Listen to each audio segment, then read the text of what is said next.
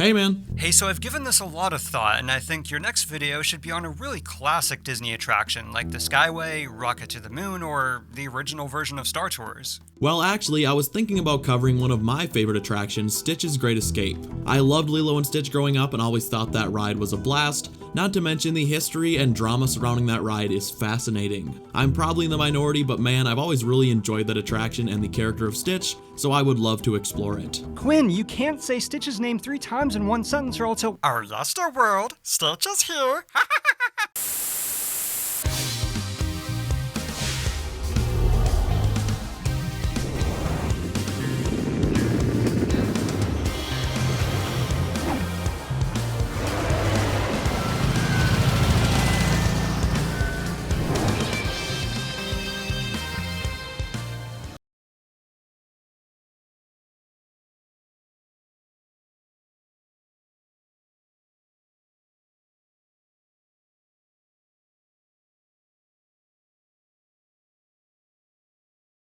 Hey, that's not Simba.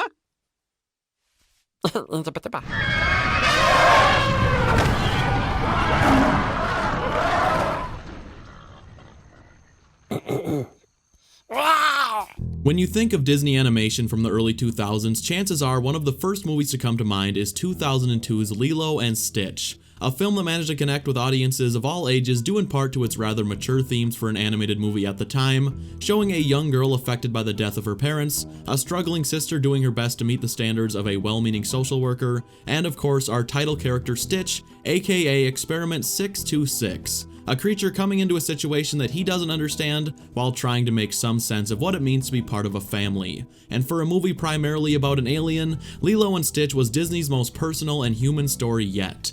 The film was also a box office success, more than tripling its budget and becoming one of Disney's most merchandisable properties in years, and with that combination in mind, it seemed like only a matter of time before the franchise would make its way into the theme parks, but what no one expected was for it to happen so fast. In November of 2002, only a few short months following the release of the film, rumors began to surface that Stitch would soon be taking over the Magic Kingdom's extraterrestrial alien encounter, an attraction that had proved to be a little too intense for young children, and while the ride did have many hardcore fans, Disney had been looking for an opportunity to replace Alien Encounter with something a little more family friendly, and on October 10th of 2003, Disney officially announced that Alien Encounter would be replaced by the forthcoming Stitch's Great Escape, and only 2 days later, Alien Encounter was permanently closed.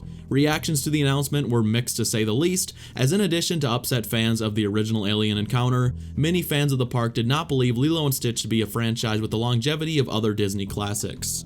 Regardless, Disney moved forward with the concept, blocking off access to the show building while the attraction was under construction. During this time, Imagineers were faced with the challenge of creating an attraction under very tight development constraints. Disney wanted the attraction to be up and running in less than 1 year, and had already publicly slated Stitch's Great Escape to open in summer of 2004 before construction had even began. Not only that, due to a very limited budget, Imagineers were forced to repurpose as many assets from the original Alien Encounter as possible.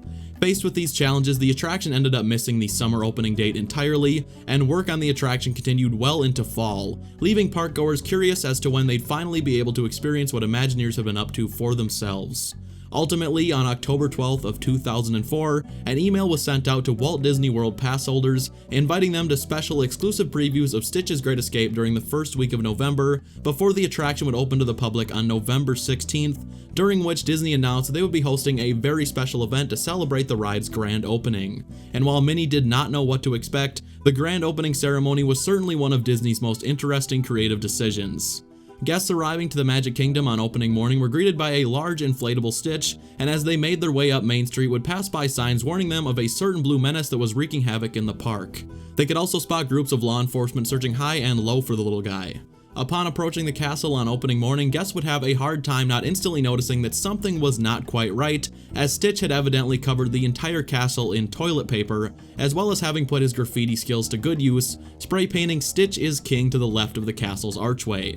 The castle would only remain that way for a single day, but despite its very short lifespan is something that Disney fans like to talk about almost as much as the attraction the castle was decorated for.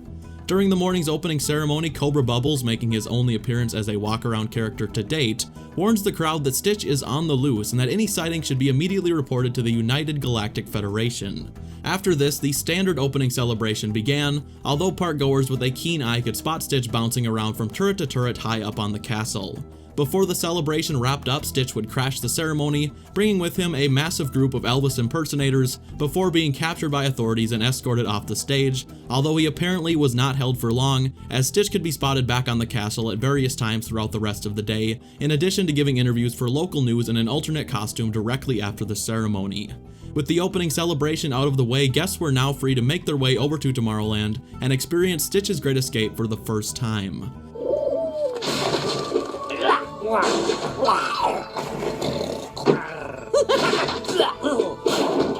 Oh dear!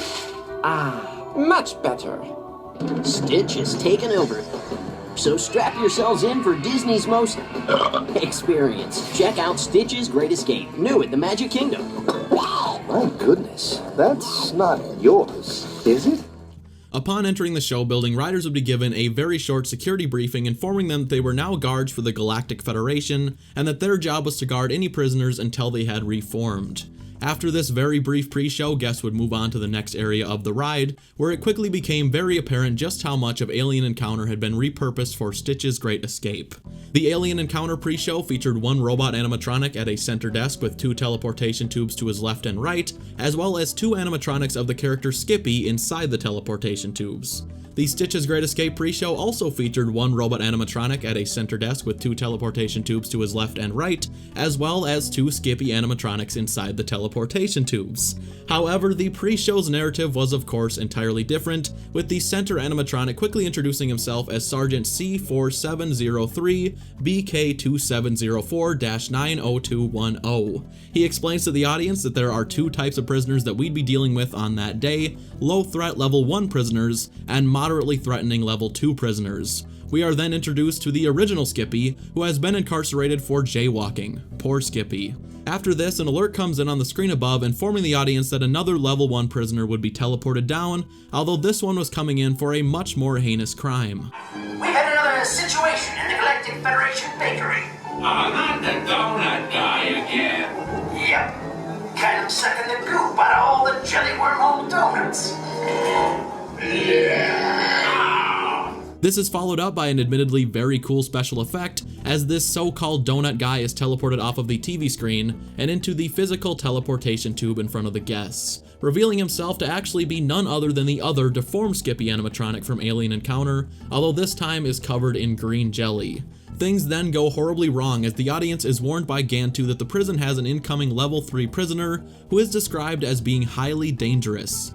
Guests are then directed into the high security teleportation center, which was the same theater in the round used in Alien Encounter, before seating themselves as a countdown begins and being locked in place by the descending shoulder bars. After this, the main show began as the high security prisoner, Experiment 626, was teleported in, revealing to guests what was by far the most impressive part of the attraction. Stitch's 39-inch tall animatronic was one of the most complex in the world at the time, and he was accompanied by 2 plasma cannons that would track Stitch as he moved, with each cannon weighing over 1,600 pounds. The story of the main show was very simple, as after teleporting in, Stitch immediately begins spitting on the audience to confuse the plasma cannons, which, just like in the original film, have the fatal flaw of tracking any of Stitch's DNA, including his spit. This causes the plasma cannons to fire wildly, killing the power and plunging the theater into total darkness, allowing Stitch to escape. During this relatively brief stint in total darkness, guests would hear Stitch scurry around the theater through the speakers in their headrests, and feel Stitch jumping on their shoulders, an effect that was achieved by the seat shoulder bars shaking rapidly, and would also hear Stitch steal and eat a chili dog before letting out a large belch, which would cause hidden scent spritzers to blast a very unpleasant smell into guests' faces. Hey! Give me back my chili dog! My chili dog! Mine! Give me back my chili dog! Oh, man. Little blue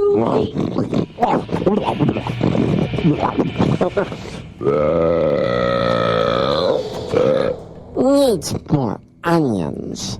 Stitch could also tickle the heads of guests during the darkness, which was done using small air hoses. The emergency power is then restored, and Stitch would continue to taunt the cannons, causing them to again fire haphazardly in every direction before they are shut down for good. Shortly after this, Stitch manages to hijack the teleportation system, with his animatronic reappearing for a short time before teleporting out of the theater and being shown to land back on Earth, more specifically the Magic Kingdom, being shown riding on the Astro Orbiter. This original ending had two separate variants and would show Stitch on the Astro Orbiter during the day if you went on the attraction during daylight, or show him on the same ride at night if you went during the evening. The show would then come to a close, and as guests made their way out of the theater, would pass by various wanted posters for different aliens before exiting into either Mickey Star Traders or Merchant of Venus. The ride did not go over very well with the vast majority of parkgoers, with some publications going as far as to call the ride the worst attraction Disney had ever created. Common complaints included the obnoxious chili cheese burp that made many guests nauseous, the very obvious reuse of many of the main set pieces from Alien Encounter, the shoulder bars and seats proving to be very uncomfortable, and overall just the lack of the Disney standard care not being put into the project. Some guests felt the plot of the ride was very weak as well, and many aspects of the show just did not line up with the plot of the movie, although that could of course be attributed to creative liberties taken while creating a standalone experience like Stitch's Great Escape. Overall, very few people had anything positive to say about the ride when it was first released, and most felt it was vastly inferior to what had preceded it. The Orlando Sentinel had an absolutely brutal take on the ride, saying if Stitch were truly alive, he would get his revenge for this. He would snarl, stick his tongue up his nose, and then wrap his jaw firmly around Michael Eisner's head. His sad tale is a microcosm of what is going on at Disney, where prices are up and creativity is down. Ouch. These complaints were never addressed and remained a very common issue for guest relations during the ride's entire run.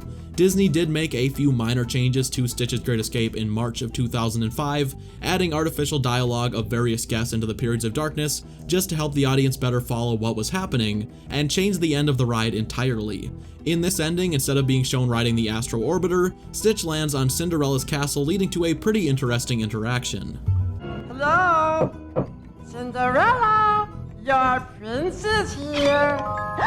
You're not my prince. Bye! The ride then remained unchanged for the rest of the decade, and as the parks rolled into the 2010s, parkgoers began to wonder why Stitch's Great Escape remained open. The attraction had been unpopular from the very beginning, and as the years passed, the attraction became one of the least populated in the park. Guests were also starting to notice that the ride was not being maintained, as many of the speakers had stopped working throughout the years, and by 2010 the ride had begun to break down mid-show frequently. Finally, on October 2nd of 2016, Disney announced that Stitch's Great Escape would enter seasonal operation, only opening during select dates during the park's busiest times. The attraction remained in seasonal operation through January 6th of 2018, when without warning, Stitch's Great Escape played what would become its final ever showing. Disney officials had stated that the ride would remain on a seasonal operation schedule throughout 2018, but in October of the very same year, pictures surfaced online showing that the entire attraction, including the pre-show area, had been completely dismantled, seemingly signaling the end of an attraction that few would miss.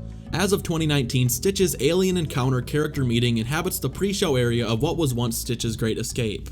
This meet and greet has been in place since 2017, when the ride was still operating on a seasonal schedule, but has now outlived the main attraction. What will permanently take the place of Stitch's Great Escape is unknown, and with no official word from Disney, the future of the show building remains unclear. As always, thank you all so much for watching, and if you haven't already, make sure to subscribe to the channel before you leave, and we'll see you here next time on Yesterworld.